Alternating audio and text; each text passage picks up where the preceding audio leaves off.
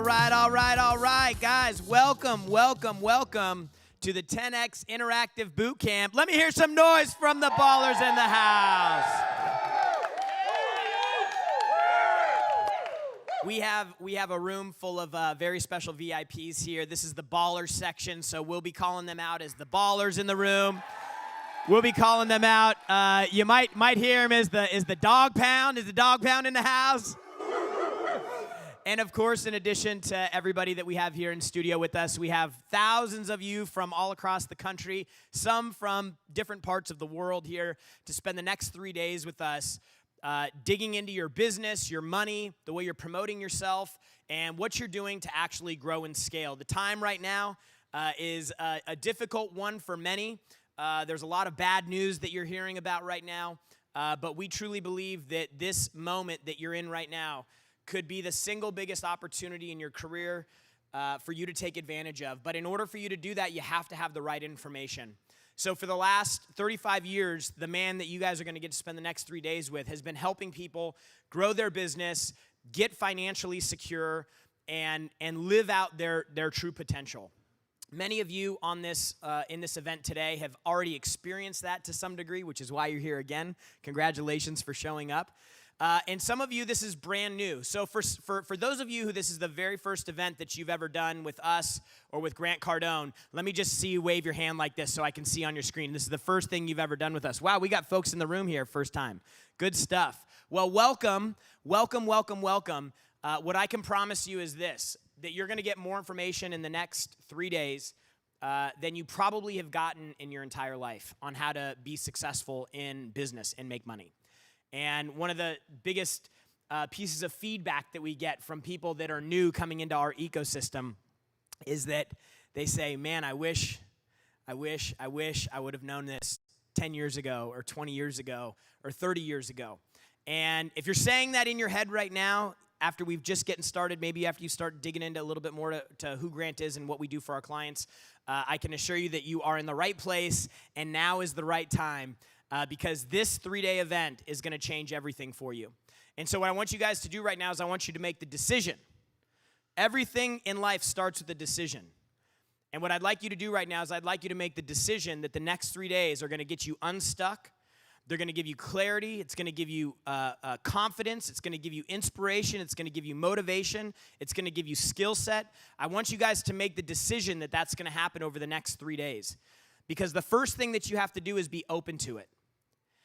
And I want you guys to write a proclamation.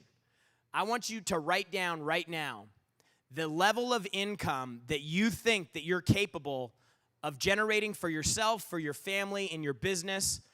Maybe you're not there yet, but you feel in your heart of hearts like, man, I have another level that I should be playing at. What I want you to do right now is I want you to decide what that number is, and I want you to write it down on a sheet of paper.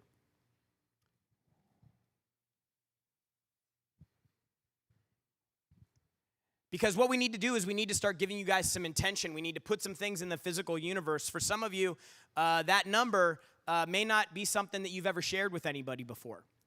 Or maybe you have, and the people around you have thrown some negativity on you. They've given you some pushback. They've thrown some shade. They've said some things like, why do you need to do that? Literally this morning at breakfast, I have some family in town. Somebody I love dearly. She's like a second mother to me. She's like, hey, I just want to let you know that, in life, you have to pace yourself. These are people that you love. Like, this happens to me this morning. And it's not because she doesn't love me, it's because she does. And so you guys have to be aware of things that are happening around you because people around you in your environment have more influence on what you do in your life than you could possibly understand. And I can tell you one thing for sure. Over the next 3 days, ain't nobody going to tell you that your dreams are too big. Ain't nobody going to tell you that you can't have that or it's too much or you should be happy where you're at. We're going to tell you over the next 3 days that your goals should be big. They should be audacious. They should be scary. They should be so big that you'd be willing to walk through glass. And we're going to show you how you guys can make those dreams come a reality. The first thing that you need to do after you make a decision is you need to evaluate one thing.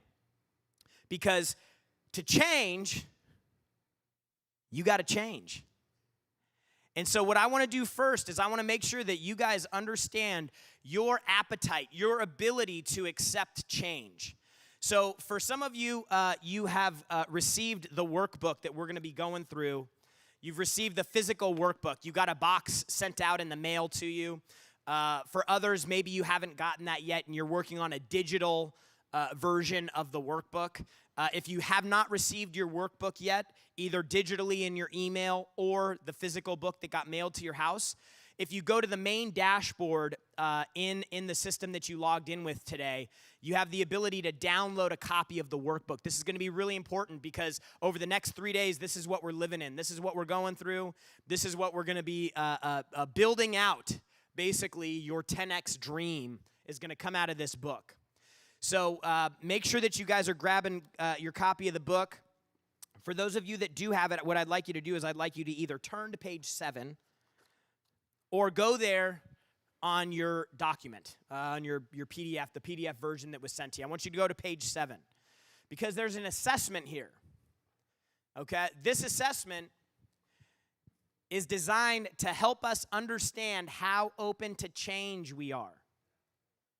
Because you're going to hear things today, I promise you, that go against what you may have been taught growing up. You're going to hear about strategies that maybe make you a little bit uncomfortable. You're going to hear things that you're going to go, that couldn't possibly work like that. But the reason that we're the largest education company for business owners in the country today is because we teach people stuff that works. The reason that there's thousands of people here from all over the world today is because what we teach works. Whether you're a man, whether you're a woman, whether you're black, whether you're white, whether you're in the service business, you have an online business, whether you're 70 years old or whether you're 20 years old, this stuff works. And so what I want you to do is I want you guys to go through this assessment so we can figure out how open to change you are. Not that we can fix this today, okay? But you need to be aware of it because when you start bumping up against some of these things that we're going to be teaching you over the next 3 days, you need to have those indicator red flags going off. Because I bet all of you would agree that the number that you wrote down a second ago, your target income, your ideal income, your desired income is much more exciting than where you're at right now. Let me get a little 10X if it's more exciting. Let me get a little 10X, all right? So what I'd like you guys to do is on page 7, I want you to go through these 7 questions real quick. Or 8 questions, whatever it is. Okay, so what you're going to do is there's a question, and then you need to rank yourself. Agree, neutral, or disagree. So I silently disagree with a proposed change, but I don't voice my concerns. So you hear something, you don't agree with it, but you don't say anything. Number 2, I spend more time thinking about why the change is a bad idea than a good idea. So you immediately move to, oh man, that's never going to work because, or what if it's this? Like you immediately move to the negative rather than the opportunity. Number 3, I question why the change is necessary even after the rationale has been explained. Number 4, I share my concerns and dislike of the change with my peers. You're actively voicing something you disagree with. I'm less productive as I spend time talking about the change. So you live in this communication zone of talking about everything and evaluating and analyzing, and in the meantime, you're not doing anything, okay? I procrastinate and only comply with a change when someone follows up with me. So somebody has to push on you in order to get you to do the thing that you need to do in order to change. I share information to try to discredit the change or the person leading it.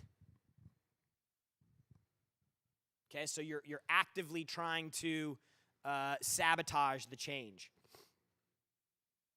I ignore requests to change my behavior and continue on as normal. I use my influence to try to get decisions reversed after they have been made. And then I encourage others to ignore the change directives. So for each of these questions, agree, neutral, or disagree, you're going to see that there's a score that you're going to attach to each. So just to the right of the column where it says disagree for question 1, I want you to write how many points you tallied up there. So if you agreed with question 1, then put a 3 next to that. If you were neutral, put a 2. And if you disagree, put a 1. And you're going to do that for each of these lines going down the page. I'm going to give you guys probably a minute and a half to do this so that you can total it up. And then you can get your score at the bottom. And then what you need to do is you need to take that score and you need to start understanding over the next 3 days as you're hearing new information and you start bumping into this thing that could be preventing you from making a change or being open to a new way of doing things. You need to have a little red flag going up. This is a moment where I have to make a decision to change. This is a moment, I'm moving into the negative. This won't work. This isn't going to work. How could this work? There's no way that this could happen like this. You need to immediately go, well, what if it could happen like that?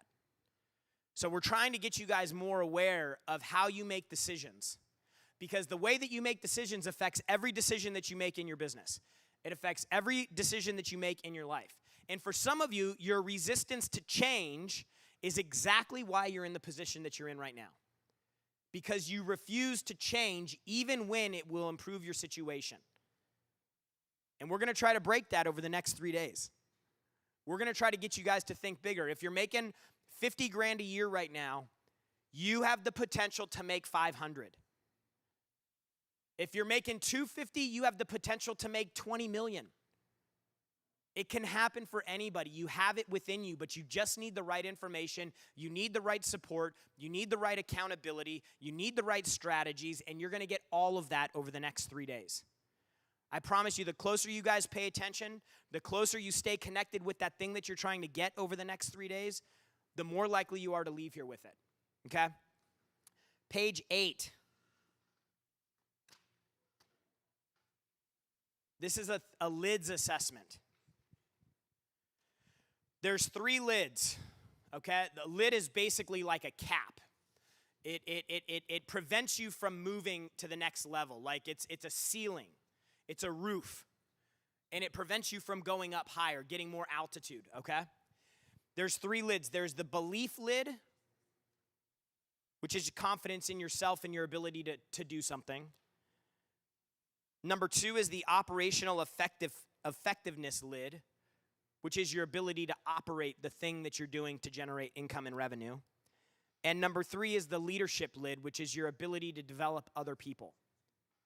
Each of these, I want to take 2 minutes, and I want to have you guys go through this entire survey. Same thing as before, score this up. Okay, and I'll just give you, before you go down and drop 10s on every column, we do this exercise in our events all the time. Somebody's laughing in the audience because they've witnessed this live. Typically, when we do this in live events, we do this exact same assessment. We start asking people for their responses. Oh, I'm a 136. I'm a 140. They start putting out these massive scores. And we'll ask them, we'll say, how big is your business? Well, I did $112,000 last year. But I've got a lot of confidence that I could do all these things. I'll just tell you, before you write your answers down, in our events that we do with thousands of people, we do them all throughout the year, live events, the larger the business, the lower these scores are. The more aware that the business owner is, the larger that their business is, the lower their scores get. So when somebody says, I'm a 72, we say, how big's your business? It was $40 million. I'm a 155. How big's your business? I made 80 grand last year. So I want you guys to understand this. The more sophisticated the business owner is that's taking this, the lower their scores always end up being. So take a truthful assessment with this. We're not going to make you read your answers out in front of everybody, but go through and answer each of these questions and total them up.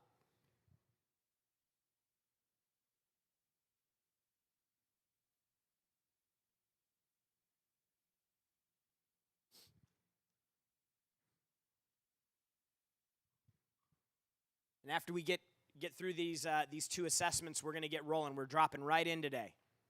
We're coming in hot. We got a lot of ground to cover. Catalina, how you doing today? Good to see you. Thank you for the smile. Chris, good to see you. Kevin Weinberg, good to see you. Philip, Laura Umansky, good to see you. Florence Adur, good to see you, brother. Ophelia Mendez, thanks for being here. David Snyder, Chad Trebuschio, I'm going to call you Chad T. How about that? Charlie Knight, Sharam Valinier, good to see you, good to see you.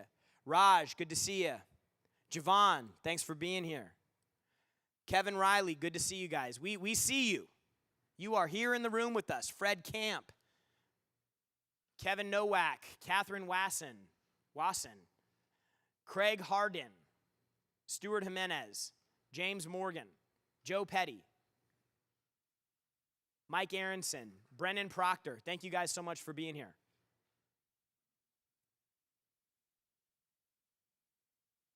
Daphne, thanks for being here. John Walton, Maria, Kufatsis.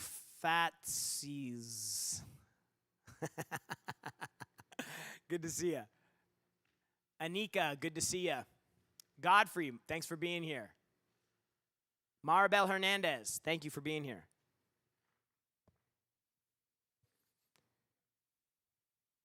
David Pope, Jack Swanger, good to have you guys here. Nick, good to see you, brother. How you doing?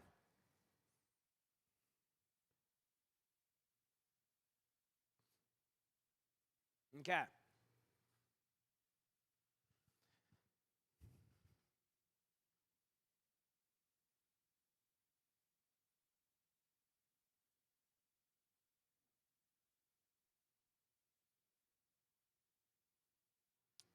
So 170 is the highest score you could possibly get here, okay?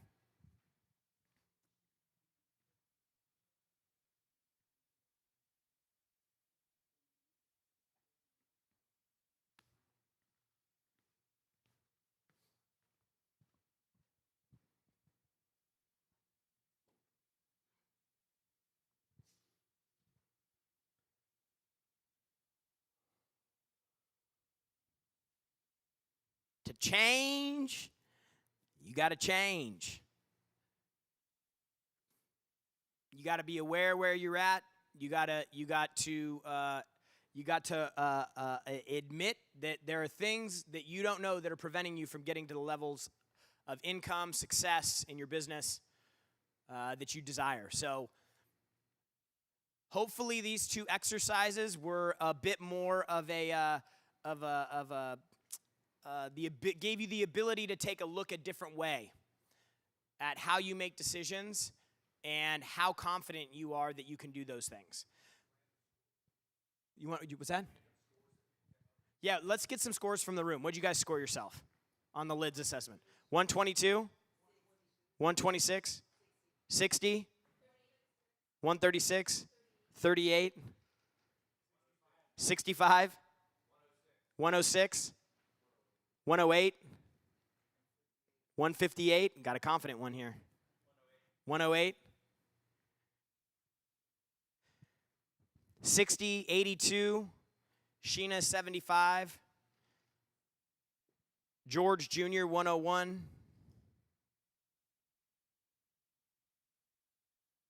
43, Mr. Bonsilio. That's some honest feedback right there. Okay, awesome. So here's what we're gonna do. Yeah. So are they gonna put that up on the screen? Oh, perfect. I can see it. Okay, great. So for those of you who are still, we got a couple messages, people saying they didn't have their workbooks yet.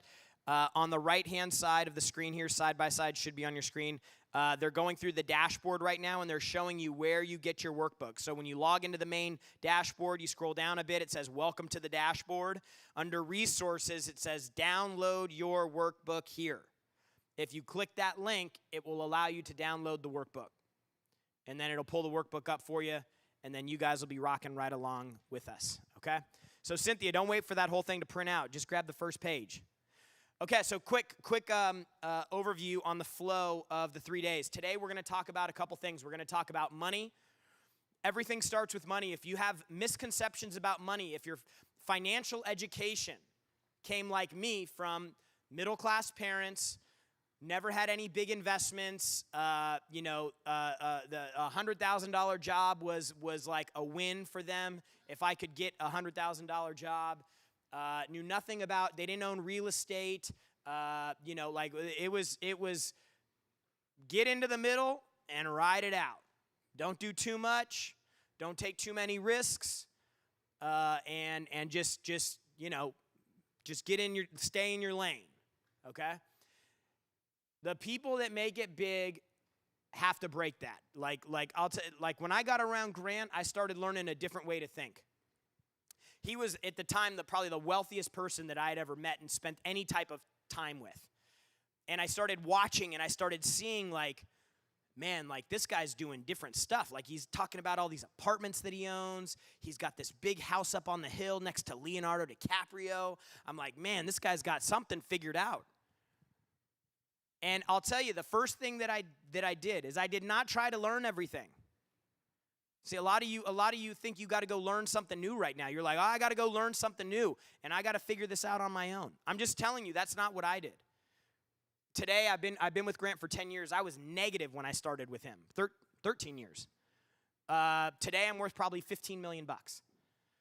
And when I got started with him, the thing that gave me confidence was not me going, I need to go out and learn all this stuff. It was literally, I'm just going to do whatever this guy tells me to. Because I didn't trust the decisions that I had made in my life up to that point. And maybe you don't trust the decisions that you've made up to this point in your life. So if that resonates with you, then all I'm going to tell you guys is that if you can't trust yourself, trust somebody who has the statistics, trust somebody who has the success, trust somebody that's been there before at a massive level. Just do what they say. Particularly somebody like Grant who's trying to do the right thing for you guys. Like I always say, he doesn't have to be here. He always says, I have to be here because this is his purpose and it's his mission. But he's got the money thing figured out. What you guys paid to be here today, that ain't going to change his life. But it could change your life forever. So have an open mind, be ready to change, and be willing to give up some old ideas. So we're going to open with money. The second thing that we're going to talk about is we're going to talk about leadership. There's no way you can lead your life if you can't lead yourself. You got to figure this out. So we're going to talk about leadership. Then we're going to talk about marketing and promotion. We're going to go over the money thing, we're going to go over the leadership thing, then we're going to go over the money thing so that you can start promoting your business and your company and your service and your successful clients and all the great things that you do so that you can get more business. Tomorrow we're going to get into conversion, we're going to get into confidence building. Like, how many of you guys like to be more confident in your business every day? Let me just see your hand like this. Like unbreakable confidence. You're like, man, I'll talk to anybody, I'll go pitch any deal.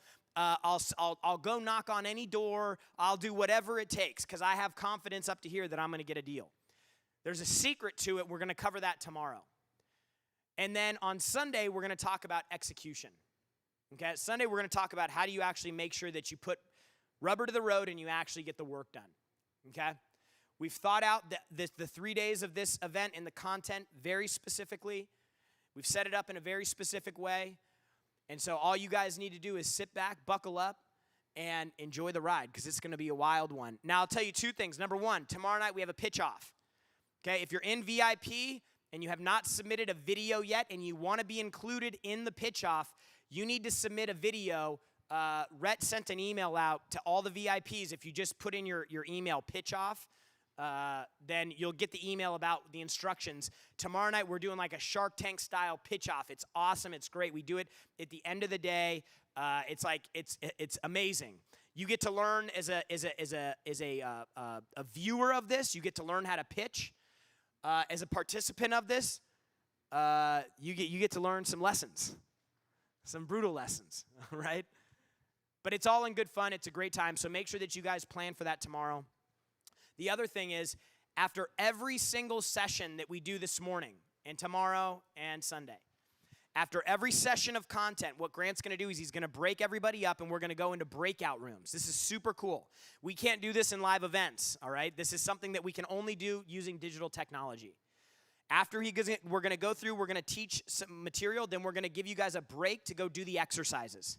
At the end of every content session, we're going to put you guys through exercises. So you actually start doing the work in the session. So that way you don't have to worry about going home and doing homework later. You're going to do it during the event. And then what we're going to do after you finish your exercises is we're going to bring everybody back and we're going to put you into breakout groups. So the room that you're in right now, you're in a room, you got 300 people, 500 people, 800 people. We're going to take that room, you're going to break up, and you're going to get into a random group with 4 or 5 people. And then we want you guys to talk through the exercises that you've done so that you guys get to actually talk through it with people. It's an amazing event. The engagement, the networking over the next 3 days is going to be insane. This is our highest rated event that we do all throughout the year, specifically because of the ability to engage with other people that are on the same journey. So, you guys ready to get started? You guys ready to go?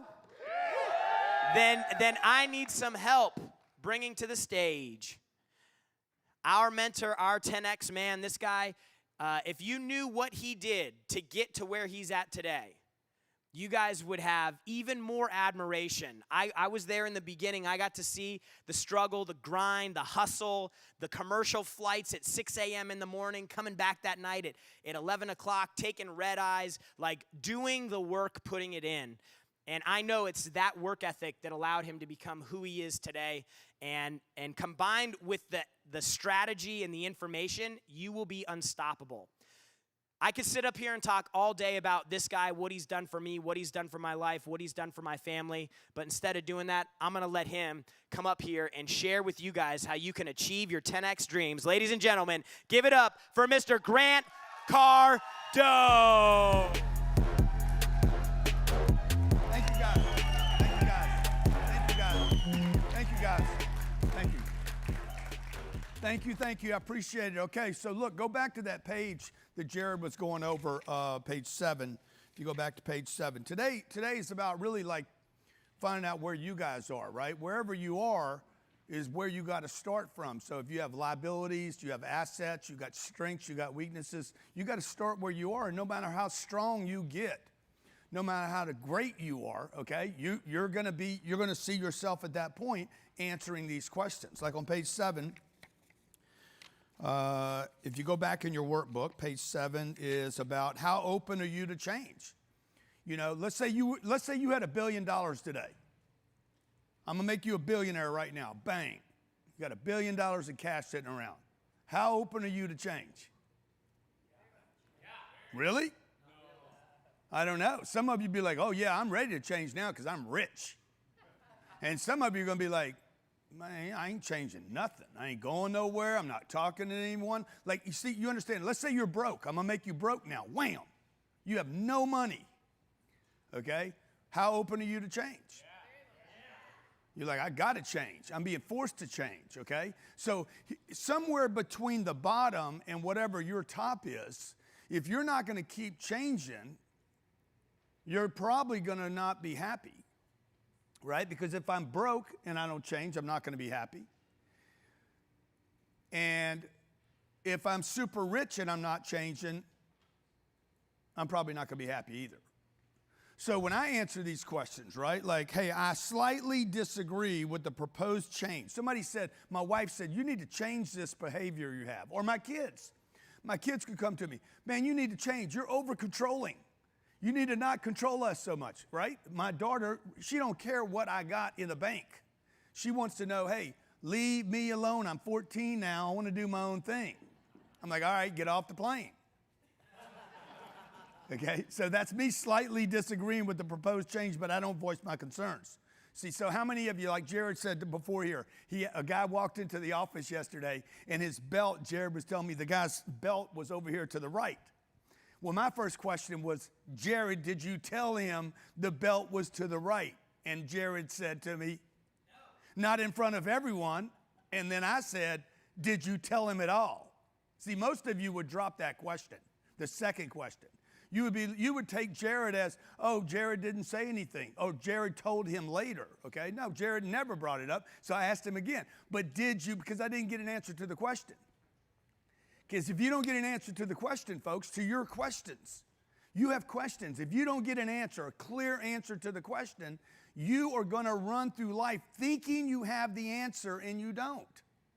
So that's when I asked Jared, yeah, did you tell him later? And he's like, Jared, did you tell him later? No. No, he didn't tell him at all. Now, if you come up into me, right? Let's say you come up and you have one leg and you're hopping. Okay? Most of you in a room will never ask, bro, what's it like to have one leg?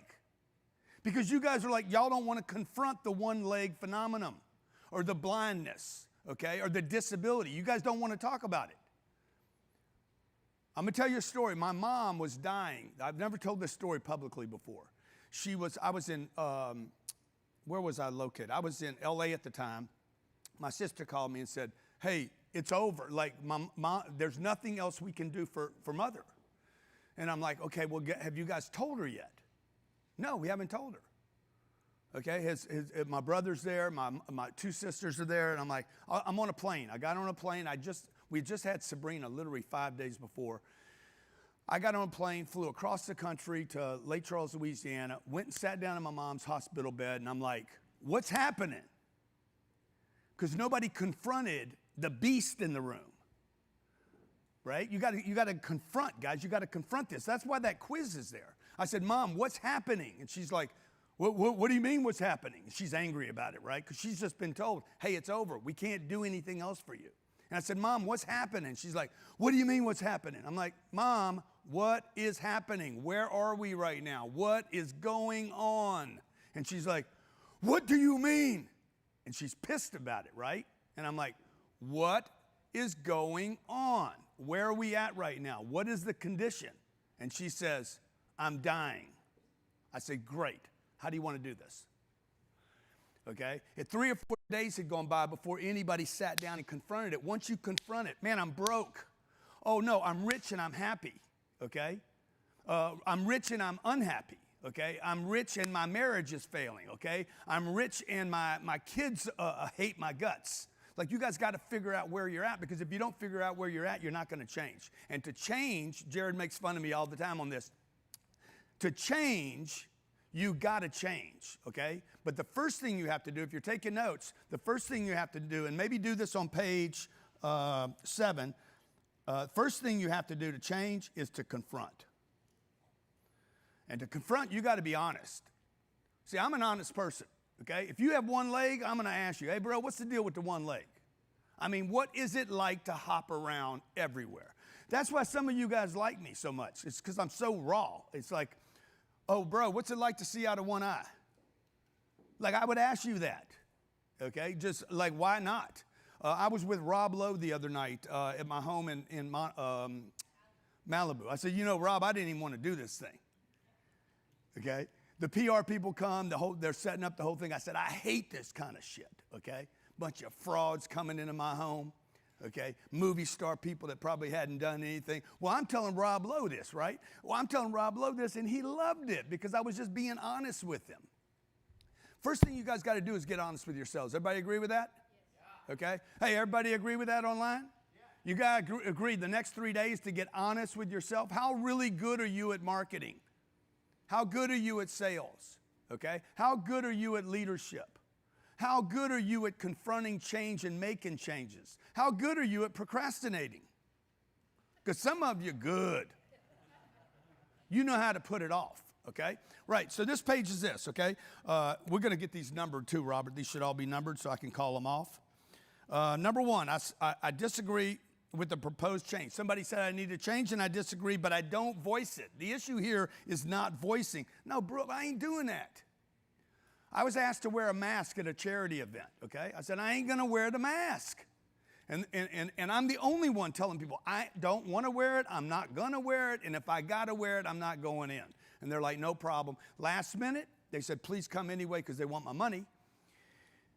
Please come into the event. The mask won't be required. At the last minute, I'm walking in there to say, would you please wear the mask? I said, I told you yesterday, and I told you this morning, and I told you at noon, I ain't wearing it, and I ain't wearing it. I walk into a room, there's 1,100 people with masks on, and I'm the only one that won't put it on. Do you know how you feel? Do you know how you feel to be that one person that won't do it, that won't conform? That's not a good feeling, by the way. Okay, I feel like an idiot in the room. And so I'm like, am I right doing this? Am I wrong doing this? It's very, very difficult to hold that position. Now, I'm not telling you guys should be a rebel. I'm not suggesting that you should be that person. Maybe I should have worn the mask, okay? Okay, but I voiced it, is the point. It's not that I resisted, it's that I said, I don't agree with this. Number two, I spend more time thinking why change is bad rather than just saying, let me just move into it. Now, if you guys are on a team, if you're on my team, our team runs fast and hard, okay? I tell somebody to make changes, like you got to move with the changes. You don't need to be right. You need to move with the changes. How many of you in leadership positions? Just put a big L in the chat if you're in a leadership position, okay, in your company. How many of you guys are in leadership positions, okay? You need to make sure that you got followers. I don't mean followers on Facebook. I'm talking about followers. Followers are extremely valuable. Okay, everybody wants to be the leader, but the truth is the follower is probably more valuable. A trusted follower, somebody that's compliant. In your family unit, the wife, the husband, the kids, mom, dad, uncle, aunt, brother, sister, you guys get together for Thanksgiving. Who is the leader and who are the followers? And do the followers know they're the followers? See, in military operations, you know who the followers are. If you played football with Tom Brady, you know who the leader is and you know who the followers are. Tom knew Bill was the leader. And Bill knew that Robert Kraft was the leader. They're not having all this conflict. So on my team, okay, whether I'm in the office or not in the office, they know who's in charge of the company. Somebody's got to be in charge and somebody's got to follow, okay? So number three, I share my concerns number three, I question why change is necessary even after the rationale has been explained. So they keep asking, I don't understand why we're doing this. I don't know why we're doing this. Why do we need Facebook? Why do we need Instagram? Why do we need to post stuff? What's our guy's name that we're going to do that TV show with? Yeah, Joe DeSanta hit me the other day. He says, Grant, he texted me, he says, Grant, my team is telling me I'm posting too much. What is your opinion? I said, bro, I've been watching your Instagram. You need to post way more. And you need to be political, and you need to be angry, and you need to be loving, and you need to be caring, and you need to be ridiculous, and you need to do something like I just gave him the list of things that he should be doing every day. And watch Joe DeSantis' page. Watch him jack it up. Even though his team is telling him, post less. I'm telling him to post more. He's going to have to figure out who's right. Okay? So for you right here today, if you get a PR company, your PR company is going to tell you probably that you're doing too much online and you should do less. And that's why they're going out of business. I share my concerns. I'm less productive as I spend time talking about the change. How many of you got people that work for you, they sit and talk about change for 2 and 3 and 4 days after you put the policy in place, resisting it? There's only one thing to do with these people. And it's not good for them. I procrastinate, okay? If you do, they will. Everybody agree with that? How many believe this? If you procrastinate, everybody around you is going to procrastinate. This is a big problem in America, okay? Big, massive problem. I'm going to put it off. I'm not going to deal with it. This is why people have financial problems. I share information to try to discredit the change. Why will it not work? So, my wife and I know what my wife is good at, and my wife knows what I'm good at. My wife also knows what I'm not good at. I know what she's not good at. Those are assets and liabilities. If I'm a good husband, what I'm going to do is rather than discrediting what she's not good at, support her with the resources she needs to pick up the pieces maybe she's not good at. Last night I had plumbing go out in my house. I don't know anything about plumbing. How many of you, like when something electrical or something mechanical happens, you're an idiot? How many idiots in the room? Okay, I'm good at a bunch of stuff. The moment something breaks, I'm like, I don't know, what's a screwdriver? Right? I grew up without a dad. Nobody was there to teach me mechanical stuff. So I hit one of my deficiencies. I ignore requests to change my behavior and continue as on normal.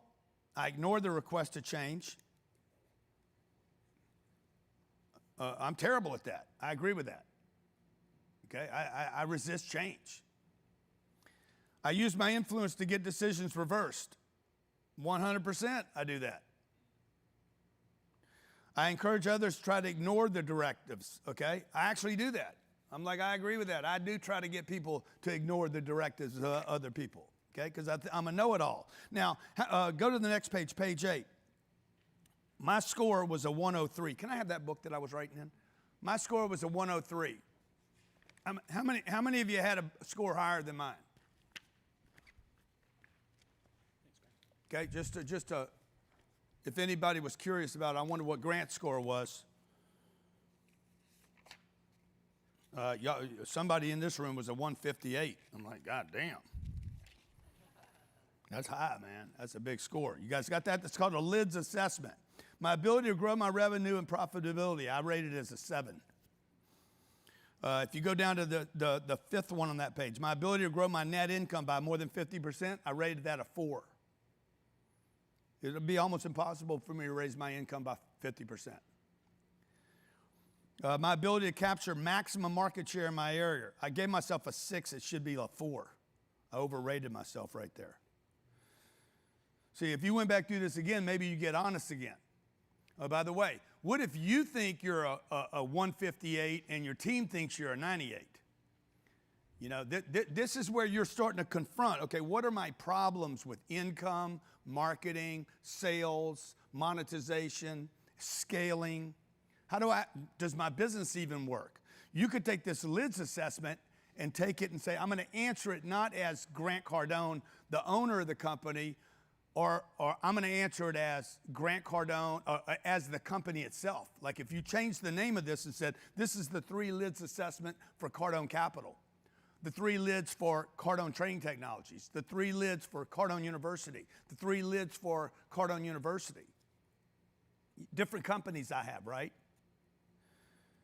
My ability to identify top performers in my business. I don't know, what are we at that? Terrible. She thinks we're good. I think we're terrible. I wouldn't even know where to look. She's probably going to call some HR company. We're going to get a list of people that are looking for jobs. I got to pay them 20% for somebody that's not even proven. So this is to set you guys up for what is called the next 3 days of what we refer to as a boot camp. If you go to page 17, my goal with this boot camp is how to create the best version of myself through you. Okay, my purpose in life today is to help people become the best version of themselves. Okay, how do I create the best version of you? What does that look like? You're on page 9. Is that right? Page 9 or page 17? Page 17 of the workbook. Okay, we're going to start with personal finances, but opposite of page 17 is a blank page.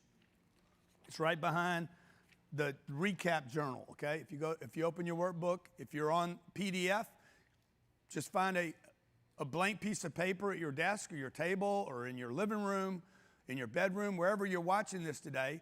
And I strongly encourage everybody to maybe put a sign on your door and say, hey, leave me alone for the next 40 minutes. I need 40 minutes, and then we're going to do an exercise, okay? Got a blank piece of paper, something to write with, throw it on your phone. I like to write stuff, okay? I take a lot of notes. I like to see my notes. I like to work with it. I like to see how much I understand about what I'm talking about. And my goal today, if you have goals, Daniela, if you have a goal, what is your goal? What did you come here for? Because if you came here and said, let me just go watch this thing, let me see what happens to me, nothing's going to happen to you. I'm telling you right now. If your deal is let Grant entertain me, or let me see what this guy does, or let me see if I can trust this guy, or I never heard of him, but I saw him online or something, I'm going to go check it out. I'm going to go spend 30 minutes over there. If you do not have a goal today, you will walk away with nothing. So my goal is, how do I create the best version of you? Okay? Who is that? Who is that you thing? What do you want to get out of the day? Okay? What do you need to be the best version of yourself? I want you to write this down, a list of things you need. What are some things you need to be the best version of yourself? Would everybody agree you probably need some money? It is very difficult for me to believe that you're going to find the best version of yourself, John, broke. Oh man, that's how failure is the way to find out and discover everything. Okay, but not if you keep failing. Right? So I probably need some money, resources. I need other resources other than money, right? Money is just sitting in a bank. But what resources do I need now? What things do I need? I probably need people to be the best version of myself. I don't want to be rich, have all the resources, and have no one to share it with. I probably need time to be the best resources or be the best version of myself. What else would I need? I'd need a team. I can't be the best version of myself by myself. The bigger my team got, the better version I would probably be of me. Now, if you're a introvert and you have trouble communicating with people, or you have trouble leading a team or holding people accountable or confronting people, hey man, what's it like to have one leg? Like if you can't confront the obvious, you're going to have trouble building a good team. If a guy's coming to work drunk every day and you're not going to confront him, or he's coming to work and he's not producing and you can't confront, bro, why aren't you producing? Why do you keep showing up late? Why do you get sick all the time? What do you mean? You get sick all the time. Every Friday you're sick, right? If teachers don't confront kids for not coming to class, the school's not going to work. Everybody agree? So what do you need? Would you need honesty? To be the best version of yourself. So you guys probably got a list of things you're like, you could go back and rate yourself. How good are you at these things? If you're not honest, the people around you are not going to be honest. I'm talking about honest. I'm not talking about cash register honesty. I'm talking about being honest. All right, so my goal today is to help you start confronting some of this stuff. But you guys need to have a goal. My goal at the end of the day, I'm going to rate myself at the end of the day. I'm not going to ask you how I did. I'm going to ask me how I did. Okay? And I'm going to ask me, hey, did you live up to your goal? Earlier today, there was a goal of today. I think it was on page, they actually threw these in the front of the book. Page 11 is, and each day has this, goal for day one, goal setting journal, day one. And then right behind that is recap. What did you get? What was your biggest takeaway from today? Did you meet your goals? Did you meet your goals for today? Today's about finance, by the way, just so you know. Because I think finance sets up everything else, because you're going to need money to get the resources, the people, the time, the team. And by the way, you get to be more honest when you get more money. Hopefully. Hopefully you got FU money. Like, hey, fuck you. You know what I'm saying? I'm like, you don't like it? I had a group tell me yesterday something pretty negative. Anyway, I'm like, whatever, bro. Like, click. Okay? I don't need you, and I'm glad I don't need you. And it's a very powerful group. So there's a day one, there's a day two, and there's a day three recap. So each day, come in here, hey, what's your goals? Anytime I do anything, I read a book. I'm reading a book right now. It's a spy novel. Before I open the book, I'm like, what do I want to get out of this book? Okay? What do I want out of the book? Oh, I wanted some creativity out of the book. That's what I was looking for. I said, I don't want to really learn anything. I want something sparked inside of me that gets me creative. Okay? If I'm going on a trip, we just finished doing a couples retreat in Cabo San Lucas for, 3 days? Beautiful, beautiful event, okay? But I walked in, hey, what is my goal out of this event? You guys got to walk through life. Hey, I'm going into a business meeting. What is my goal? Could be multiple goals. My goal is to get some money. My goal is to close the deal. Maybe my goal is to make an impression. Maybe my goal is to create another relationship. But you should go in with a set number of like, what do I want to get out of the first 2 hours of this event today? Okay? All right. Now, flip to page 17.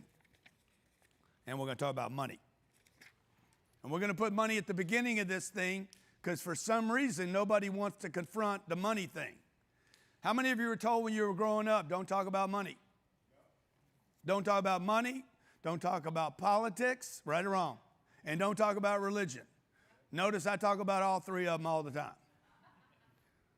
Okay, why wouldn't I talk about those three things? Everybody's got them in common. Everybody's got a political agenda and or an opinion. Okay, number two, people are typically religious. Even the atheist is religious. They believe in something, right? And the agnostic, I'm not sure, okay? So everybody's got a belief. Why not talk about it? Why not be curious about it? And the third thing is the money. Money's got to be talked about. This is why people don't have money. People don't have money because they won't talk about it. How do I get it? How many of you were told money won't make you happy? Okay, money won't make you happy. Money doesn't grow on trees. How many of you told your dad that was your dad's favorite saying? Money doesn't grow on trees. But you never asked him where it came from. You just believed him. Okay, it doesn't come on. Where does it come from, Pops? Okay, it comes from cotton seeds, actually. All right? Okay, now the definition of wealth on page 18. This is out of a dictionary. It says the abundance of valuable possessions or money. Page 18. An abundance.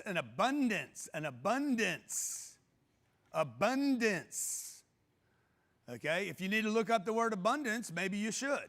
It'd be worth looking up some of these words. Look up the word abundance. Abundance means a very large quantity of something. Do you want to hear the remaining? A very large quantity of something. The state. I found this on the web. Look up abundance. Here's what I found. 10 steps to creating abundance. Okay.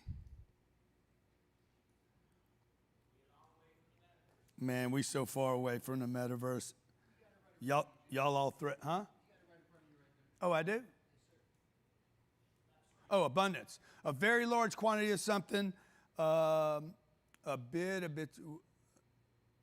Yeah, that's a terrible definition. I can't see that, man. Okay, plentifulness of the goods, things of life. The quantity of amount of something present in a particular area, volume. What kind of dictionary are you in, bruh? That's a terrible dictionary right there, okay? Huh? Is that Oxford? It's awful. Okay, hear it.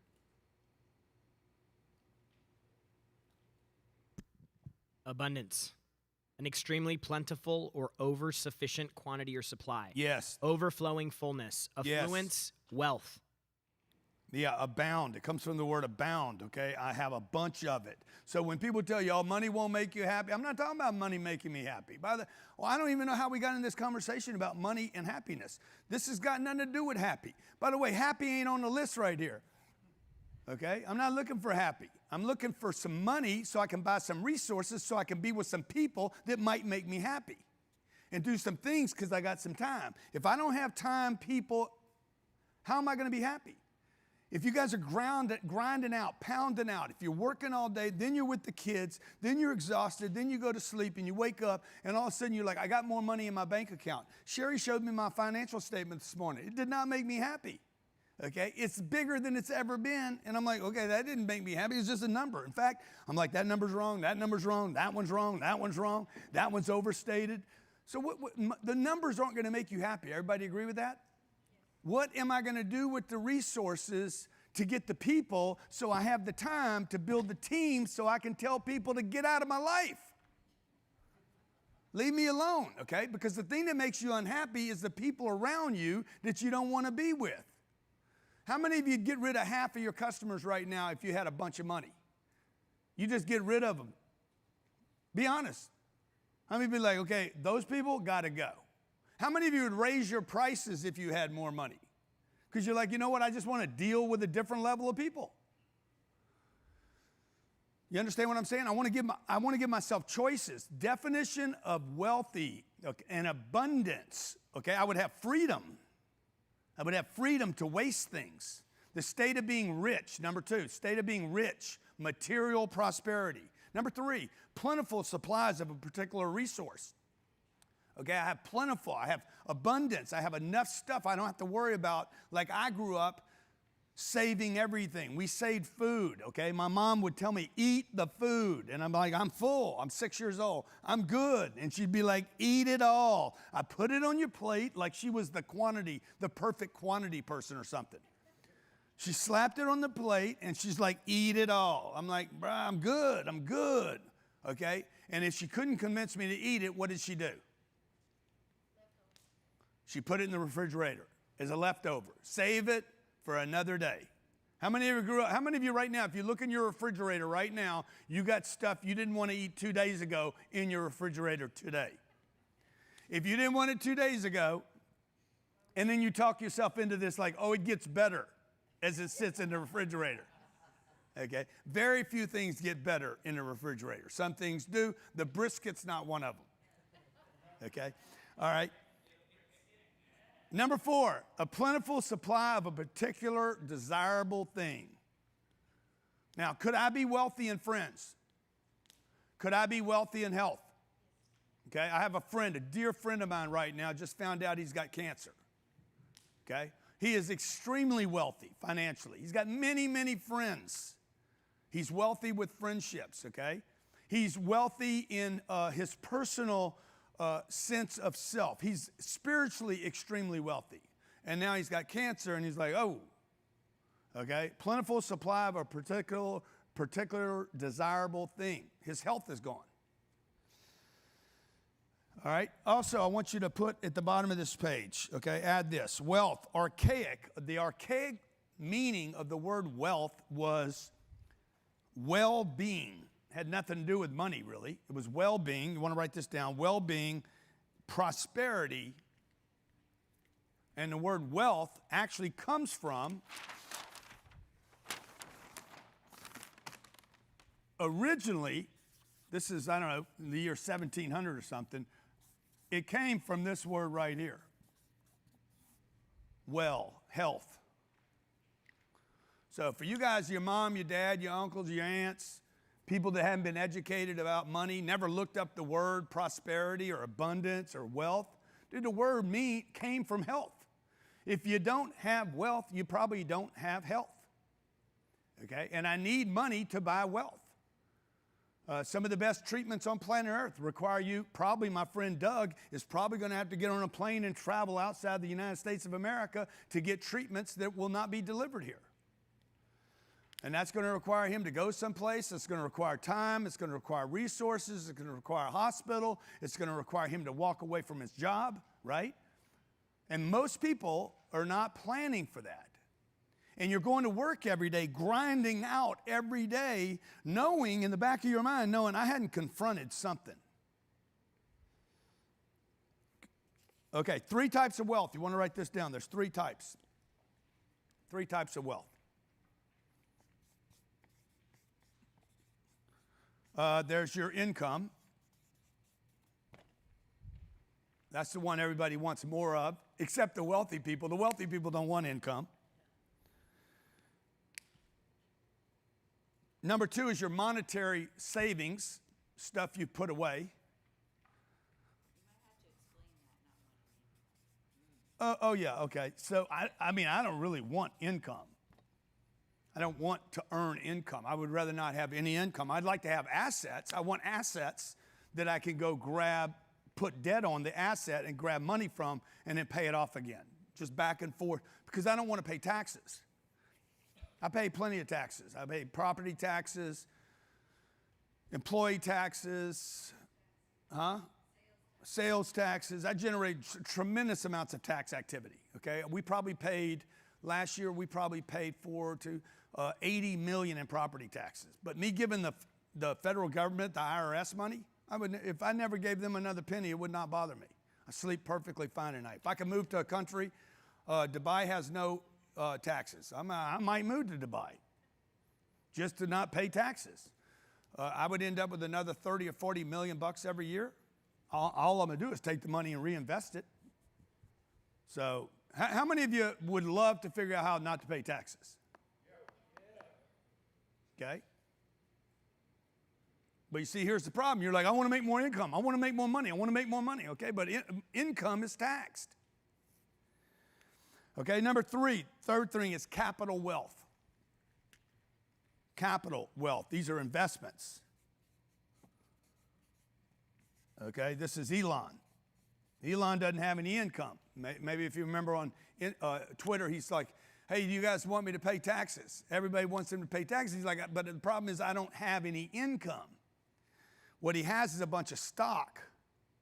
He pays himself nothing.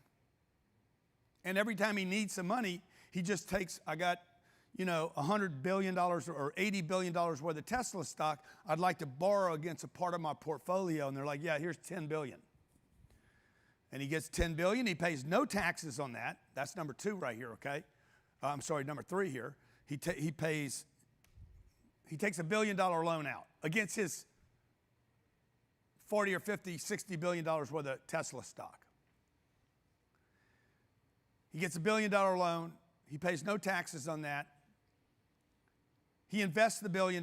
He probably earns 5 or 6%. It's paying the bank 5 or 6%. He breaks even on free money. He uses the money to do whatever he wants to do. By the way, he doesn't own a home. I know you guys made that a priority because your mama told you to. Or your dad told you it was cheaper. How many of you were told it was cheaper to own than it was to rent? Yeah. Okay, so I'm going to simplify this wealth game now. I'm going to simplify it to these 3 steps. If you read the Millionaire booklet, basically the Millionaire booklet says earn. You want to write this down. Earn it. Keep it. 3, invest it. Those are the 3 simple things. I got to get it. I got to get the money. I don't have to make the money. Simple. 3 things you got to know about money. 1, I got to get it. Most people have an income problem. You can't invest because you have an income problem. I did this Twitter poll this morning. Let's see what this poll came out like. Johnny, can you show that poll I did? Yeah, see, if you go, Johnny, just go to my Twitter poll. 3 reasons you won't create wealth. There's only 376 votes on this, but it's not a lot of votes. It'll be 4,000 by the end of the day. What's your reason for not creating wealth? Not enough income, you don't invest, or not enough time? 63% of the people said they don't have enough income to invest. 25% said they don't invest, and 12% of the people said they're not going to have enough time for the money to grow into something. Okay? The trick about money is this. I need to get money. I need to get it. I don't need to make it. All right? If Alan wants to make another $10,000 a month or $100,000 a month or $1 million a month, I got to get the money. Okay? I don't have to make money. It's not true that you need to make money. You don't even need to go get a job. I don't need to build something or produce something. I need to figure out, okay, how do I get, anybody give me a number, just any number. 100 million. How much? 100 million. $100 million, okay? From the front row, the number is 100 million. So this is the little game I'm gonna play with myself, okay? All right, man, I want $100 million. Now, most of you are gonna be like, what job would pay $100 million? What education would I need? I need to learn to be a coder. I'm going to have to create some great piece of technology. I'm going to have to take it to Silicon Valley, sell it. It's going to have to be some proprietary stuff, and I'm going to get $100 million and bang. Okay, well, none of that shit's going to happen for you. Okay, I don't know how to code. I don't know anybody in Silicon Valley. This is not going to happen. I missed my moment. I should have been in AI about 10 years ago. Missed my moment, okay? Now, I'm not going to do that. I'm going to be like, $100 million. How do I get $100 million? How do I earn $100 million? How would I get $100 million? First question is there $100 million on planet Earth? This is what I'm going to ask myself. I'm going to play a little game with myself. Is there $100 million on planet Earth? Not, what do I need to do? Okay, I'm going to ask myself this question. Who has this money?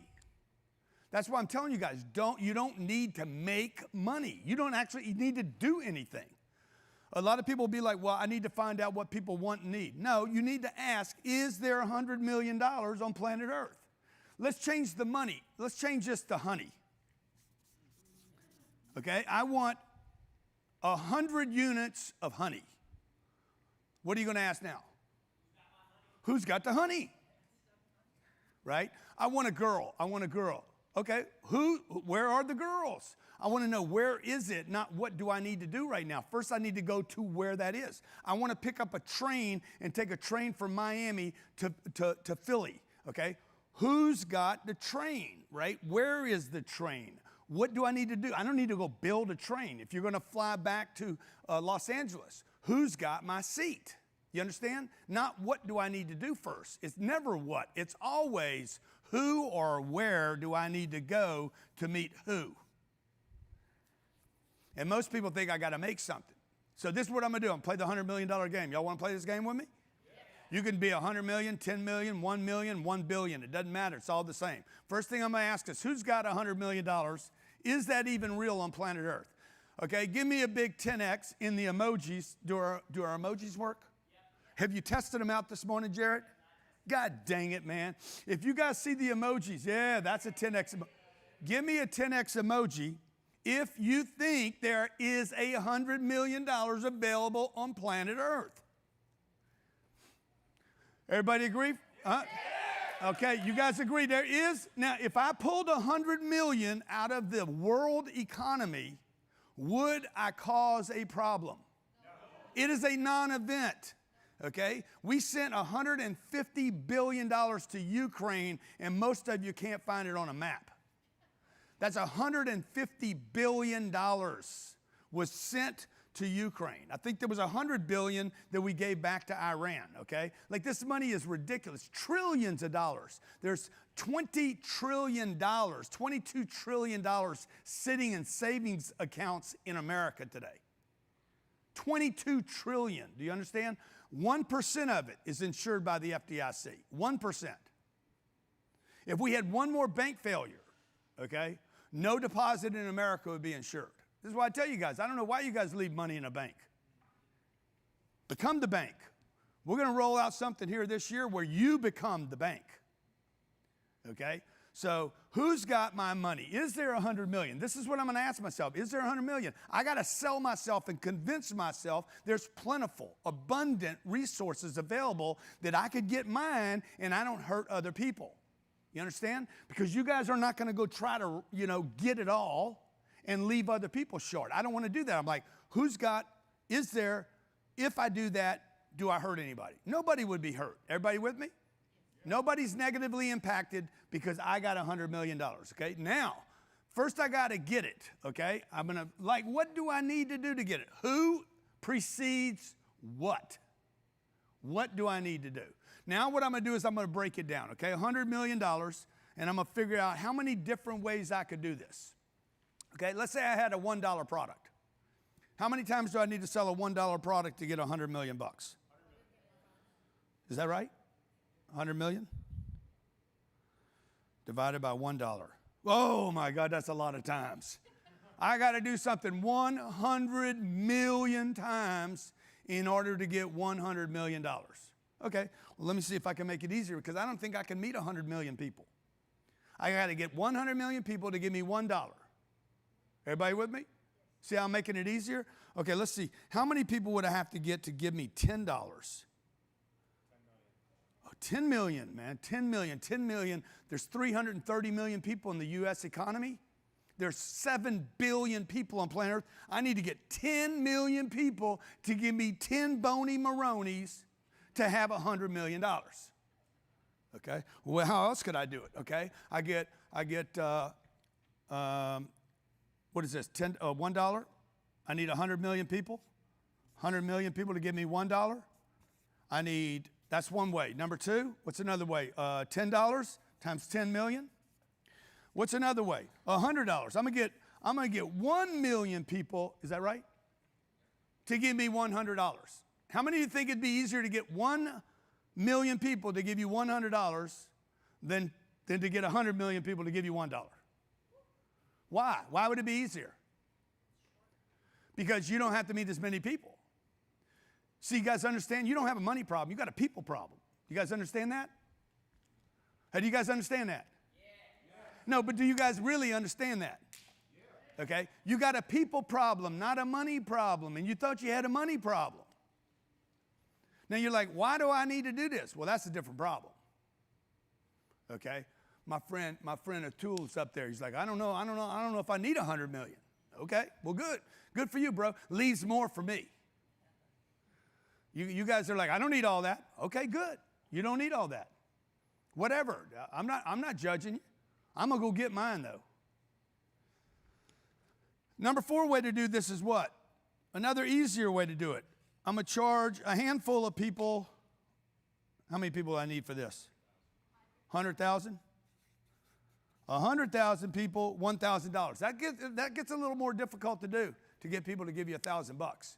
So what I'm trying to do right here is find out, how could I possibly do this? For instance, once I start walking through this, I'm like, how could I get 1 million people to know me? Do you guys understand that's the problem? How do I get enough people to know me? Tomorrow's all about marketing, how to get known, how to become omnipresent, how to be first and last in the buyer's mind so that people never forget who you are. Abundance of people. Because if I know enough people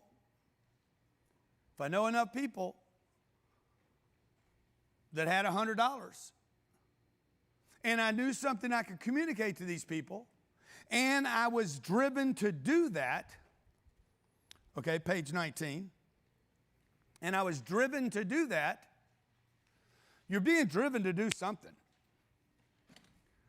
You're being driven every day to do something, okay? Your biggest threat is disengagement. The biggest threat on page 19 to you, is it 18? You're 18? Okay, they're 18. I'm 19 for some reason. Huh? Let me see what you guys are. They're 18. Your biggest threat is disengagement. Okay, why is that? What does disengagement mean? I'm not excited. How many believe enthusiasm, excitement, engagement? I'm in it. I'm looking at it. I'm interested in it. I'm highly interested. I'm curious. How many think those things? You want to write these words down. Curious, interested, engaged.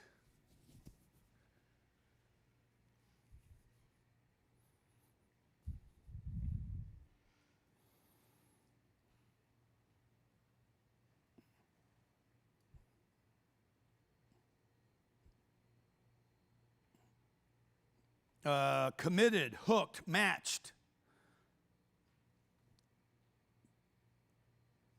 If you don't have people that are curious around you, you got a problem. So how do I increase engagement? If you've ever been around my team, you're like, bro, how did that guy get so many good people? That's what this 10X thing is. This 10X thing is about people being curious and engaged and excited, questioning, asking, pushing themselves, pushing the people around them. How do I actually get something? Okay? Because if you're not fully engaged, you're going to settle. And this is what most people are doing. They're settling. You're settling for what you get rather than reaching for what you could have.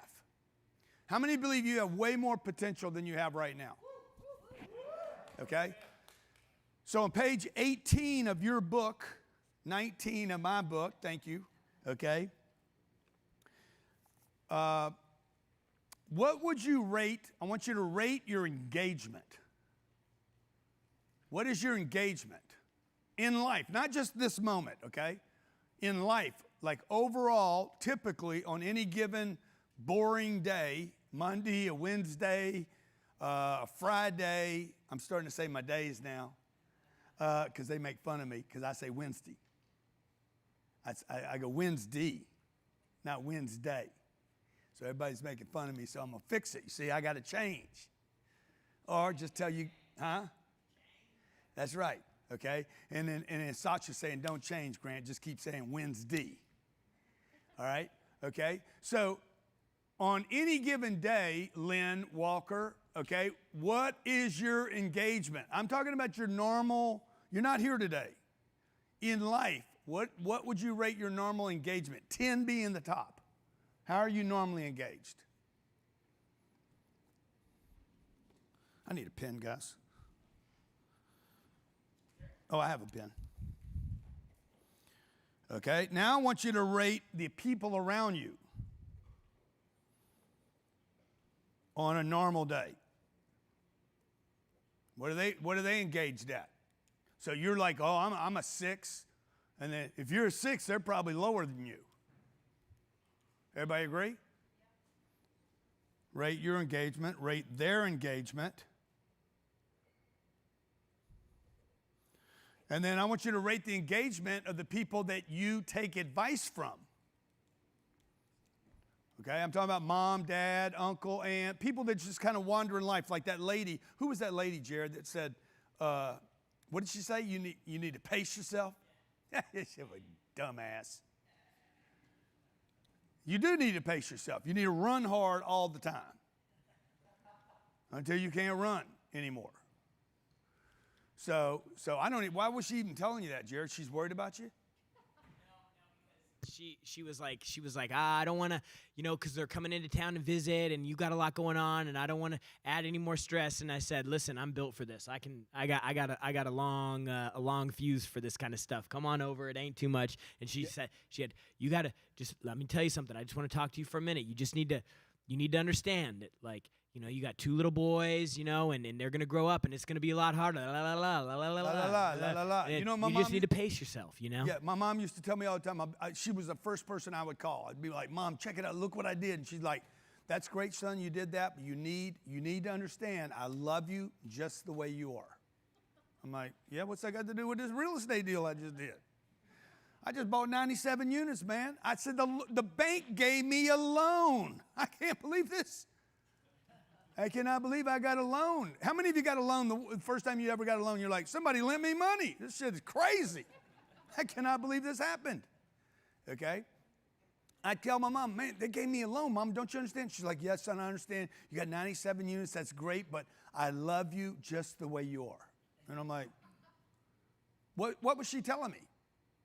She was saying, don't change. She didn't want me to change. The people that love you many times do not want you to change. They are actually engaged in you being disengaged. They don't want you to be curious. If you've ever gone to a workshop or an event or a weekend, maybe somebody in your life says, you go, I'm not going with you. Okay? You're engaged, they're not. That's a problem. Okay? How many of you gone to something like this before and the people around you said, you don't need that? How many of them said this won't work? Okay? How many of you got people around you says nothing works? Those people are disengaged, and those people are influencing you. So you want to rate your engagement, you want to rate their engagement, you want to rate your mentors and those people influencers around you. How many read The 4-Hour Work Week by Tim Ferriss? He wasn't engaged. This guy was looking how to do less work, not more work. Okay? I looked at that book. I said, there's no way I would read that book. I'm not interested in doing less. I'm interested in doing more. By the way, if you can figure out how to get rich in 4 hours, imagine what you could do with 100. And imagine how many more people you could help. So listen to Elon Musk talk about time and work. He's not looking to do less. The great ones all were trying to figure out how to do more with time, not less with time. Why? Because they were engaged in a mission. Okay? All right. There's a quote on this page that says, your bottom line, if your bottom line isn't big enough, if the payoff is not big enough, if the change is not big enough, you will continue to settle, right? So this is you right here. This is Alan right here. Alan's right here. And I'll bet you, I'd bet 10 grand right now, because I mentioned Alan's name earlier, and I said, let's say Alan wants to make another $10,000 a month. As soon as I said that, Alan was like, 10 grand. Doesn't even get him excited. Am I right? Is that what you thought when I said that? He's like, 10 grand. See, there's no engagement. You guys got to figure out what payoff is big enough. This is for you, and this is for your people. What is the payoff that is so substantial? And I don't believe people will change until the payoff is so big. This is for the drug addict, the alcoholic, the person with problems, the gambler. They will not change the behavior until the payoff is so big. This is really, really important for you guys to understand, because the people around you are not going to pay the price if the payoff is not big enough to substantially change your life, okay? So this is what I want you to do on this page. I want you to ask yourself on page 19, what is the payoff that is so violent? Is this 19 in your book? This is 18 in your book? Okay. What payoff, on page 18, what payoff is so big, so violent, so unbelievable that you'd be like, I would walk on glass to get that? And it might not be a monetary number. It might be, hey man, I want to cruise the south of France for a month. Well, I'm going to tell you, they don't take happy chips for that. I want to cure cancer. Okay, well, good. Emojis don't get you that deal. I want to solve all the water problems on the planet. Okay, well, that's great. That's going to take what? People, resources, and time. An effort. Failures, okay? Tremendous amounts of resources will be wasted. Projects that won't work. Okay, you're going to need a lot of people. You're going to go through tens of thousands of people. If you want to solve all the problems on this planet, you will go through tens of thousands, hundreds of thousands, probably millions of people, because those people that you're going to need to make this project work are disengaged too. Everybody agree? And if they're disengaged, their problem becomes your problem. Turn the page. Okay, their problem becomes your problem. You guys understand what I mean? How many of you have employees? In the chat where you are online, put down how many employees you have. Many of you, look, 0, 15, 3, 100, 13, 8, 0, 1, 0, 45, 0, 0, 0, 0, 0, 23, 30, 1, 65, 0, 0, 0, 0, 0, 0. I'm an employee. Okay, well, that means this 0, 16, 0, 0, 12, 27, 100. I don't believe you.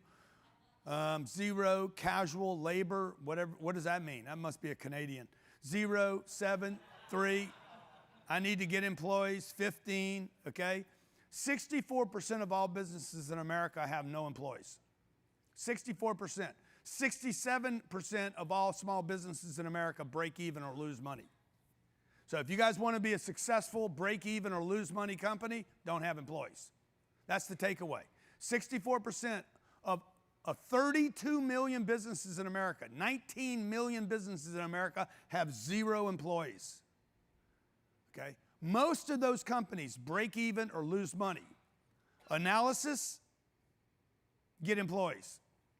Now, once you get employees, the problem with employees is what?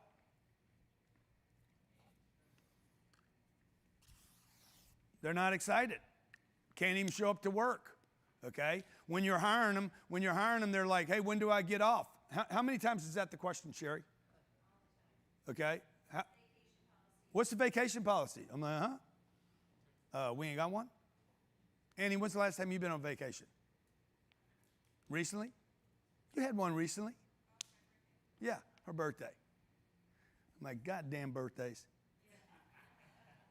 Okay? You understand what I'm saying? Like, their problem is your problem. Why are people disengaged? How many think the way people are paid could have something to do with whether they're engaged or not? Okay? Well, Grant, money doesn't motivate me. In the chat, put below, and this is fine if you say no, okay? Money, on a scale from 1 to 10, 10 being money is a big-time motivator for you. Maslow said it was not a motivator, okay? Some people it motivates, some people it don't. If it's a motivator, rate it a 10. If it's not, rate it lower. 10, 10, 8, 8, 10, 9, 6, 5, 8, 8, 6, 5, 6.5. Okay. 7, 5, 10x. Okay, good. Okay, so money's the motivator for you. $12. I'm going to give you $12. Motivated? Okay. $120. Motivated? $1,200. Motivated? Depends on what you got to do, right? Now, if you got to walk to right here, $1,200, they're like, oh, I'll do that. But if you got to fly from Dubai to get it, you're going to be like, nah, I don't think so. Everybody agree? It depends on what I got to do for the $1,200. You understand? Let's say it's $12,000. Are you willing to do a little more for 12 grand? Okay. How about this? It's $1 million in cash. It's 22 pounds. That's what $1 million weighs. Okay. What would you be willing to do for $1 million? Huh? She's like, whatever it takes. But some of you would not do whatever it takes. I mean, I could ask you all kind of crazy things right now. Jared went there already. Jared would do almost anything. Okay, Jared would be like, for $1 million, he's going to start assessing the situation. Okay, I'd have to do that. I don't know if I'm any good at that, but maybe I would do that. I mean, for $1 million? Okay, he's like, no, I wouldn't even do that for $1 million. How about 10 million, Jared? Oh, yeah, I'm going to get good at it, too. I'm going to be an expert at 10 million, okay? You understand? It's some number. That's that old thing about everybody has a price. What is your price to be engaged? And it doesn't have to be money, but I assure you, if you want to spend more time with your kids, that will require what? Money. That means you need to homeschool them. You guys want to spend, how many of you'd like to spend more time with your kids? Those first 15 years while they still want to be with you, you'd like to hang out with them. Well, don't send them to school. Okay? So now what do you have to do? Now you got to homeschool them. Oh, I can't homeschool them because I'm at the office. You see the problem now? You hadn't found out why, how do I do this thing? Oh, you need money, man. I need a nanny at home. I need homeschool teaching. I need somebody to get them through their lessons. I need to not drive them to school and dump them off. I need to not have to worry about picking them up. That's why we homeschool our kids. I'm not homeschooling my kids because I think it's better for them. I'm homeschooling my kids because it's better for me. Because I get to spend time with my kids while my kids still want to be with me. You understand? And that requires what? If I'm going to go travel, I want to drag the kids with me. I don't want them, I'm not really with them if we can't get seats on the same plane. So what we did, basically money for me, is I'm going to build my ideal life. Okay? What is my ideal, my perfect life? What would my perfect life look like? I've been doing this since I was, 28 years old. I'd take a piece of paper out and just draw. What would my perfect life be like? What would I need in my perfect life? If there was no stops, no barriers, if I could pull off anything, what would it include? I was 28 years old. Oh, it would include a wife. It would include at least 2 children, okay? It would probably have a plane in it somewhere. This is when I was 28. I was drawing all this stuff out. Dude, I couldn't buy a first-class ticket on American Airlines. I did not have a wife, and I didn't have kids. I wasn't a husband material, right? I didn't have a great job, but I was starting to dream, what would my ideal life be? Ideal, perfect, okay? Like, what would it look like?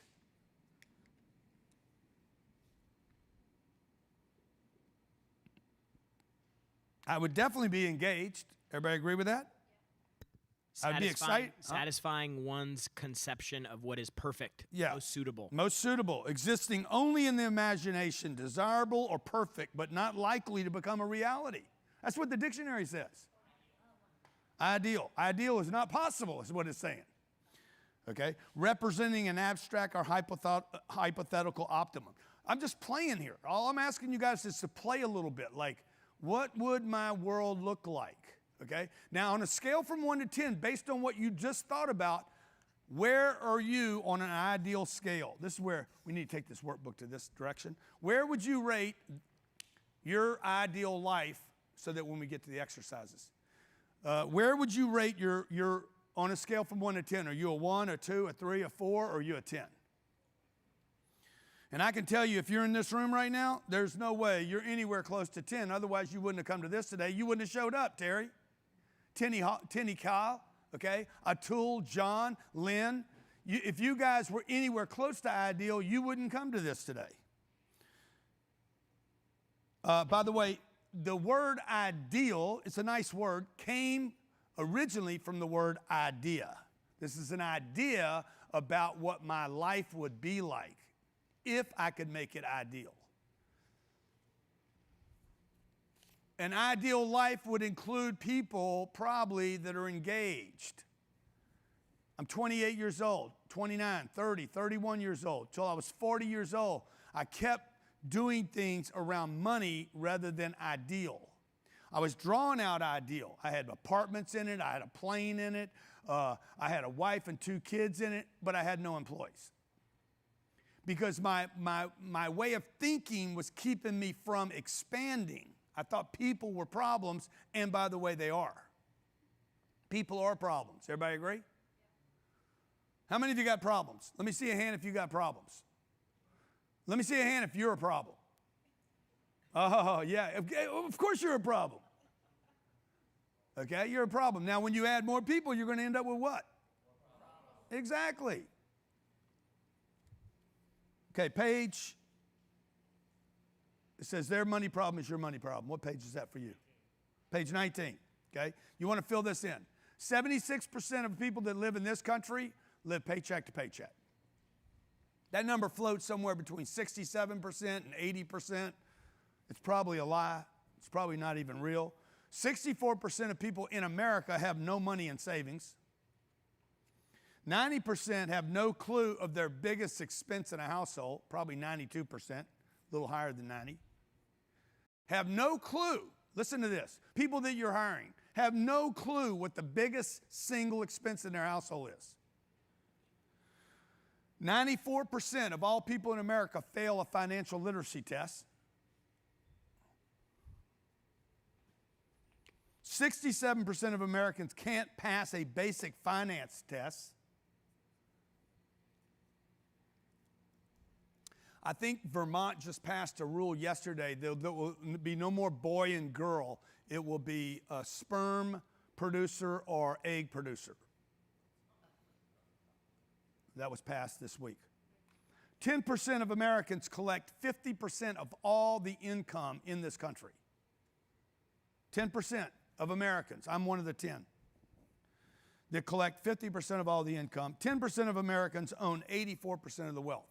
So when I look at these statistics, all I look at is, okay, when I look at this page, I'm looking at, I don't really care whether they're right or wrong. If they're even close, I'm like, who do I want to be? What group do I want to be in? Okay? So if you want to be in the bottom 10%, the top 10% that collect all the income, 10% that own all the wealth, that's what you want to circle. This is who I want to be. This is who I'm going to study. God did. That's right. Okay? That was good, Johnny. That was good. Who you studying, guys? Who you guys study? Who you listen to? You know, when you're going through Instagram and you're just looking at people, do you even know what they've done in their life? Or they just got some great quote for a second? Or they're in the news? Who are you surrounding yourself with, okay? When you guys date, how many single people in here today? Just put it, if you're single, put single in there, okay? When you guys date people, man, do you ask them about their money, about their finances, about how they think about money? You ask them about their credit. Oh, no, I couldn't do that. No, because you won't confront the one-armed person. You know, you won't sit down with somebody, hey, on the first date, you sure look good. How much money you got? Okay. Well, I don't have any money. Money won't make me happy. I just want to be happy. So you're sitting there with a guy, a potential guy or girl that you want to have fun with, right? And he's like, I don't want money. I just want somebody to make me happy. Bro, I'm not your happy. I'm not your happy. Everybody agree? Who does not want to be the happy person? Like, you don't want to be the post to deliver happy. You don't want to be the happy bag. You understand? How many of you don't want to be the happy? How many have been made to be a happy bag before? You know what I'm saying? Like, you are the terminal, the post, the source of all happiness for this person. Freaking terrible. Yeah, exactly. Happy ain't going to buy you some new teeth that you need either. Okay? All right. Flip the page. How much money you need where you live? Because it's going to come down to this at some point. Some point you guys are going to have to deal with where we're going to live, how much we're going to spend. Okay, so on page 20, I think it is. Remember, their money problem is your money problem. Oops. So how much money do you need where you live, okay? What's your median income? Do you guys know what that number is? There's a blank in your page. If you don't know what the number is, you are disengaged for money, okay? For you, for them, like what does it cost to live in Miami? Okay, what are the median expenses? So what you guys do is when you're hiring somebody, you're like, what should an engineer job pay? What does it matter what it pays? What does it cost to live here? Because if you're going to pay them $78,000 a year and it costs $80,000 to live there, they are going to be disengaged with your job because they're going to be completely engaged with, I can never get ahead. There is a number where people get engaged. I don't know what their number is or your number is, but there's a number where you can buy people. And where people are like, I'm fully engaged in this project for a short period of time. Okay? And then how much money is saved? Remember, 76% of people. I know people at Facebook. I know people at Goldman and JP Morgan that make $400,000 and $500,000, $600,000 a year and have no money left over. Zero. So let's say a guy's making $600,000 a year and he's spending $680,000. Is that possible, by the way? 100% possible. Is he engaged? No. Sooner or later, he's going to be like, why am I doing this job? Sooner or later, he's going to start showing up late, right? I got to figure out, let's say this guy works for your company. This guy is going to start looking for other opportunities, right or wrong. In his free time, okay, I'm going to go do a side hustle, okay? There's no reason to do a side hustle. Nobody's ever gotten rich with a side hustle. If you get rich in your side hustle, you're going to drop your first hustle, which means you're back to one income again. How many of you have tried that before? You got one income, you go try to find a second hustle, okay? You go try to find a second hustle, the second hustle starts working, and you drop the first one. Now you're back down to one hustle again.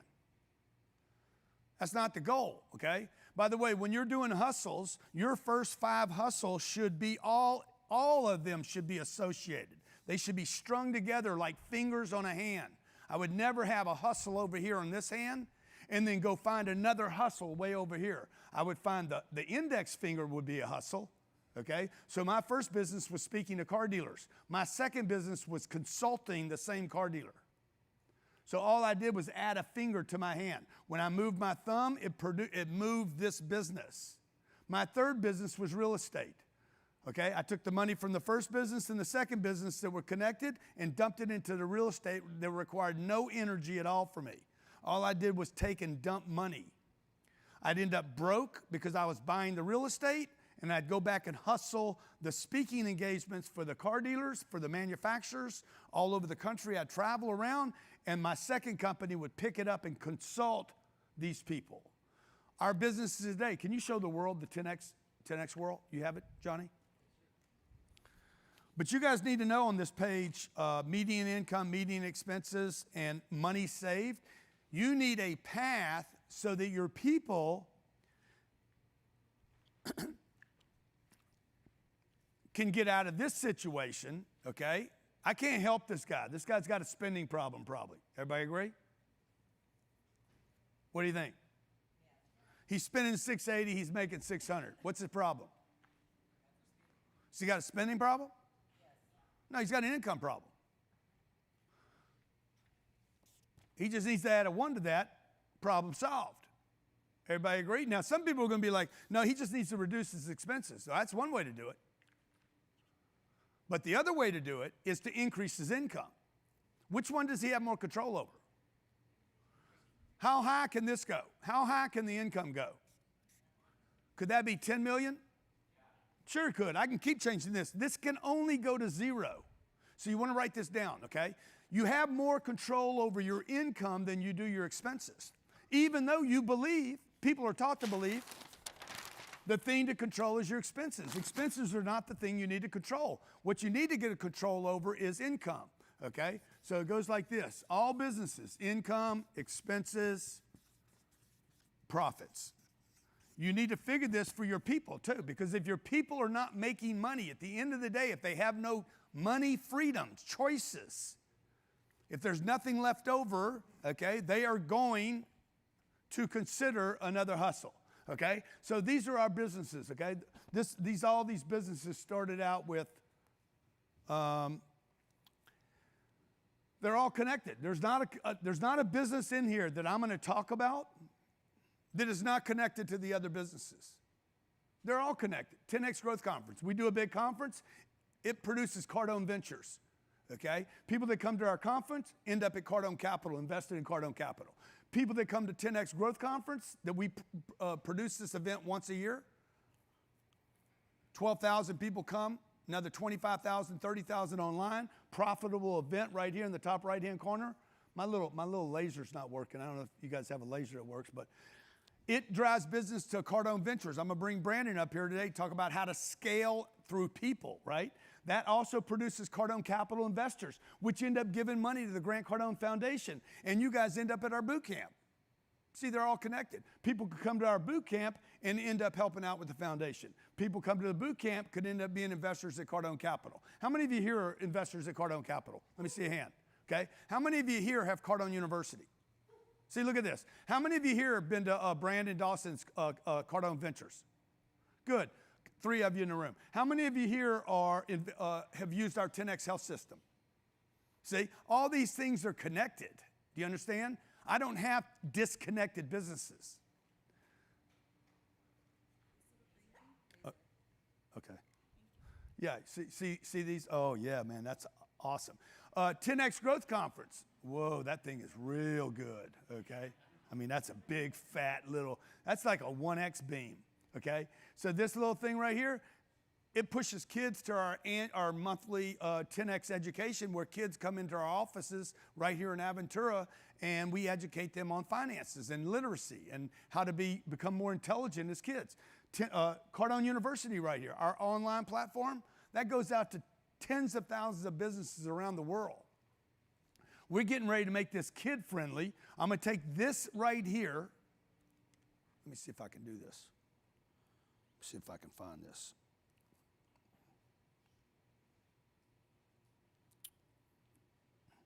Jared, where's Jared at? There it is. Okay, listen to this.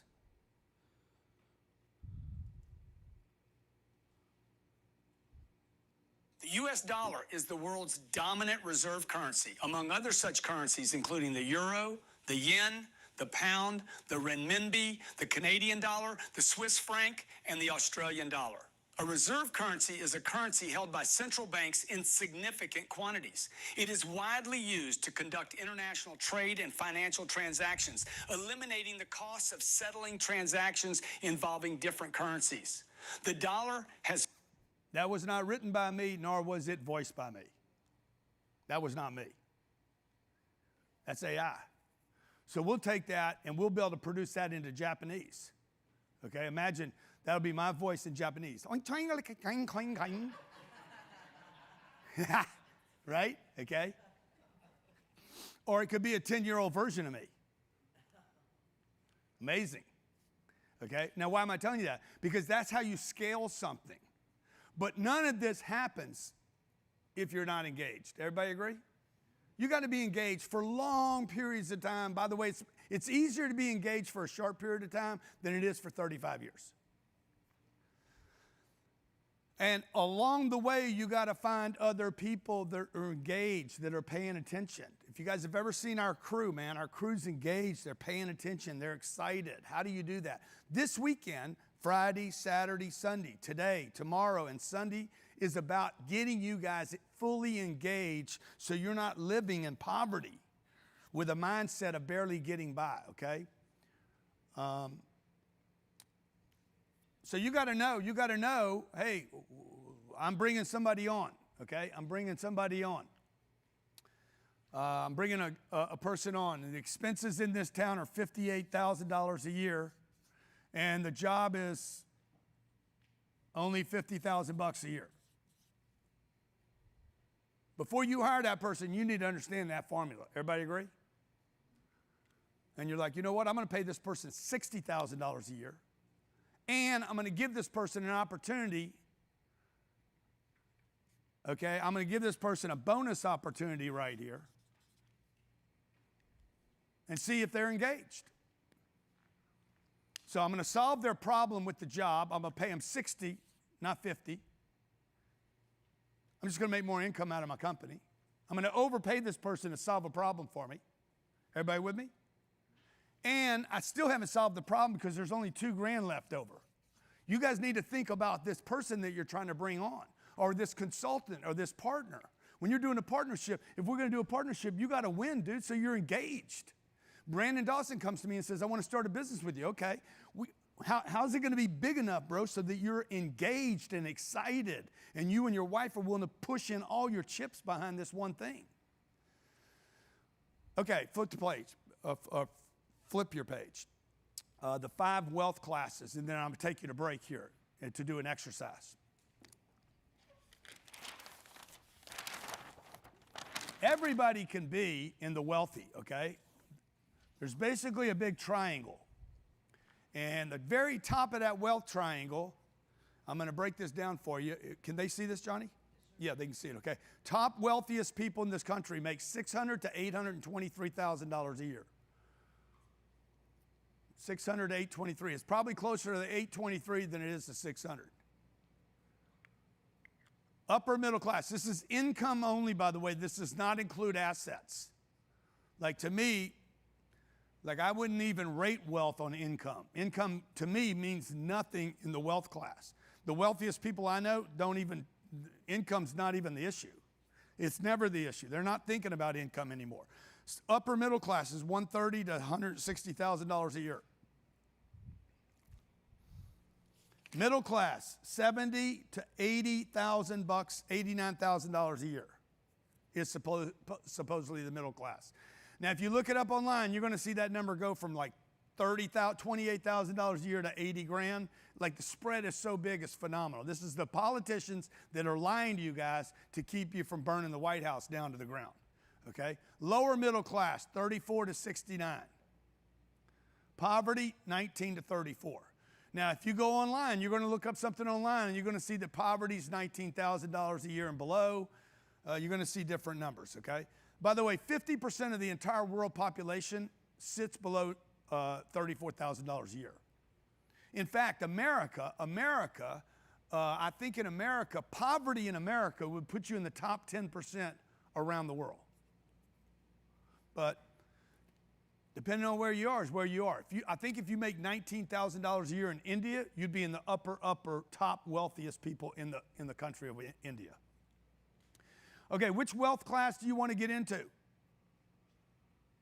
By the way, this tip right here, okay? Heavy in assets, lots of investments, less income, very connected, typically very connected. You'll see a lot of real estate, a lot of stocks. These are JP Morgan accounts, Morgan Stanley, Goldman Sachs. These are connected people.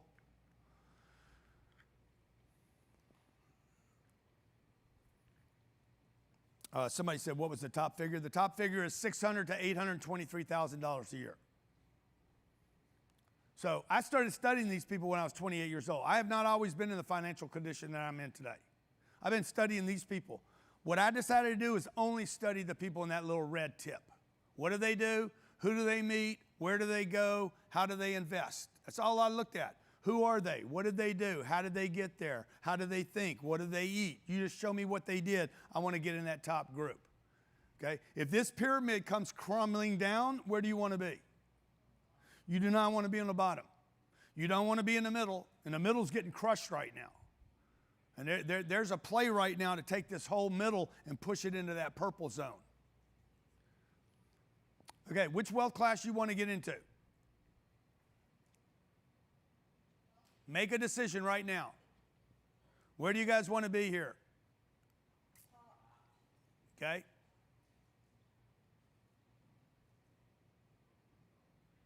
Can you get there? What is the number? Oh man, I need to make $1 million a year, okay? I need to make $1 million a year to do this. This is Annie. Annie is my personal assistant. Annie gets paid $75,000 a year to basically bring me coffee, make sure I get egg bites in the morning.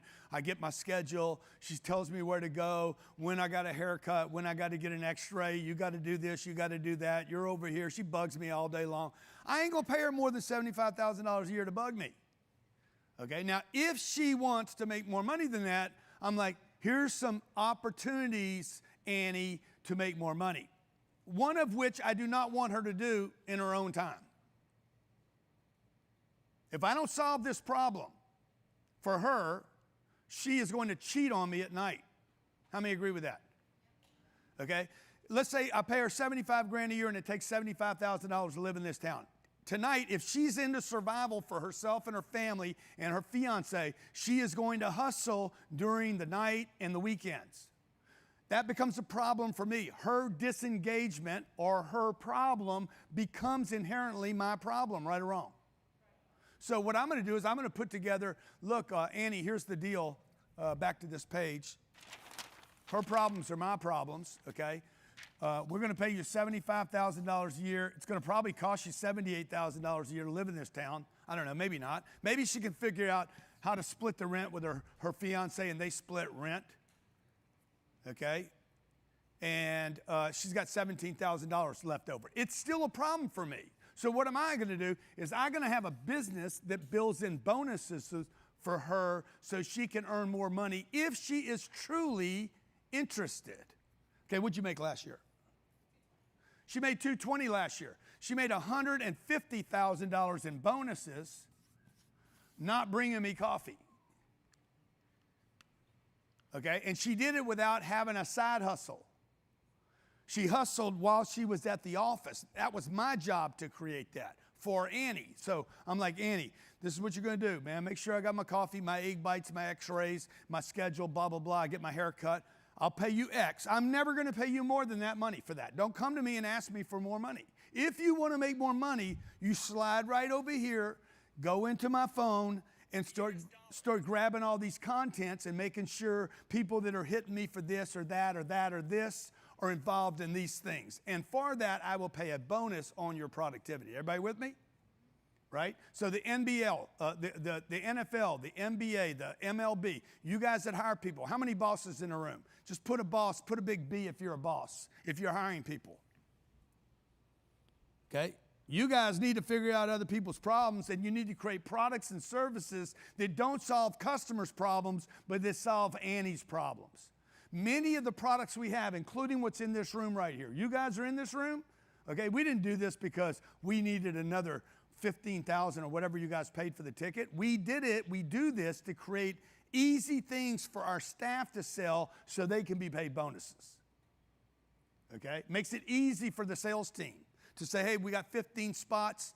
They're overpriced. It's ridiculous. You get to spend 3 days with Grant. Very small group of people, and insane people like you decided to do it. Give yourselves a big hand.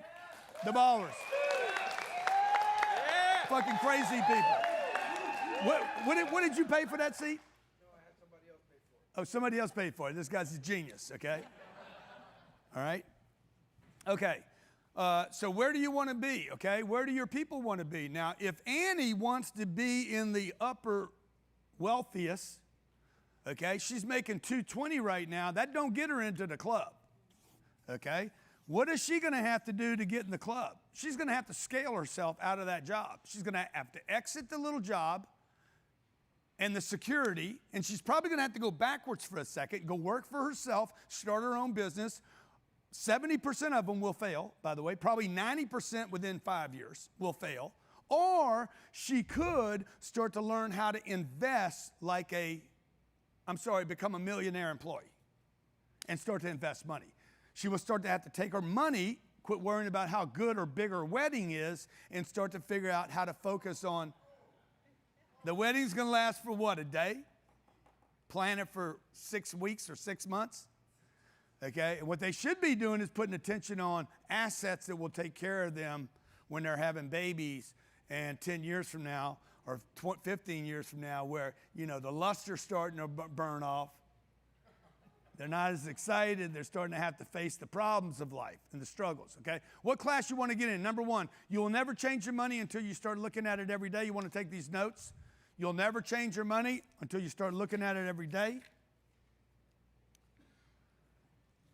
Number two, confront your money and take a moment to look at your money. First thing I do every day, first thing I do every day is I look at what do I have? Also, you could add this. Okay, assets. You can start looking at your assets. Okay, now I want to bring Jared up, and we're going to do an exercise right here based on the first hour of information that you've been given. Jared, go take it away. For GC, guys. Give it up for GC. Okay, so we're going to do a financial exercise here. Did you forget something? Okay, there you go. Get your markers. Okay, so we're going to do a financial exercise right now. Question number 1 is, what is your current financial class? Just go back to the pyramid. Go back to the pyramid and look at your class and where you feel like you fit in. List your current monthly finances out. So gross monthly income, investment income, additional flows of income, total monthly income. Number 3 is list your expenses. Number 1 household expense is your taxes. Okay, so how much do you pay in taxes every year? That is an expense. So you have to make sure that you include that. Most people, when they go through and they're doing a budget for themselves, they go through, they do their rent, they do their car payment, their insurance, their cell phone bill, eating out, cable, electric. They go do all those bills. They forget the biggest bill that they got, which is income taxes. So start and list out all of your monthly expenses. If you got alimony, put it on there. We're going to use these numbers later in a later exercise, so it's important that you guys take the time to get everything listed out. Number 4, how much additional savings or investments, debt, or passive income do you have? So how much do you have in a savings account? How much do you have in an investment account? How much do you have invested in your business if you've invested your own money into your business? How much debt do you currently have? How much passive income do you have? Number 5, who influenced your ideas about money? Who were the people that influenced you most about money? What did they teach you? And more importantly, how much money did they have? Like, my parents never told me, hey, if you want to live the type of life you want to live, you got to get rich. Like, you got to make a lot of money. You got to make millions of dollars a year. But they loved me. They did love me. I had to go to Uncle G for the money advice. Okay, number 6, how has this individual influenced the way that you view money today? What kind of opportunities do you feel like you've missed out on by not having your finances in the condition that you would like them to be? Number 8, what is your target income? We hit on that earlier. Number 9, what would you invest in order to reach your target income? Don't think about money here. Think about time. Think about energy. Think about the things that you would be willing to do in order to hit your target income. And then number 10, this is a big one. What would you be willing to give up? You know, one thing that Grant always says is you need to surrender the position that you're in right now if you want to move somewhere else. So you have to give something up. And that could be habits. It could be people. It could be things you're spending money on. It could be a lot of things. But in order to make a move, you typically have to give something up first. You have to give something up first so that you make space for the new thing that you want to add in, okay? So we're going to take, let's do 12 minutes. Let's do 12 minutes on this. This is kind of a meaty one. We are going to give you guys 12 minutes to go through this exercise. And then after you guys finish, I'll come back up and we will go to breakouts so that you guys can discuss all of this. It'll be a great time. Also, okay, so I'm going to let you guys go ahead and do that. For everybody that is watching online, either via social media, in our preview, or you are a part of the free preview, now is the time for you to step up and say, hey, I want to be a part of this event the rest of the 3 days. If you go to grantcardone.com/97, grantcardone.com/97, you can get access to everything that we will be doing over the next 3 days. You just got a little taste. We're at the tip of the iceberg here. It just goes deeper and it just gets better. And you guys can take advantage of that right now by going to grantcardone.com/97.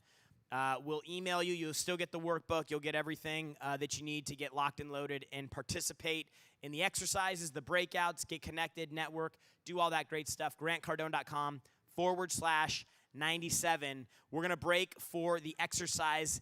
We will see you guys online in preview, folks, on the inside once you go to grantcardone.com/97. Let's get a little bit of music on. and we'll give them a few minutes for this exercise.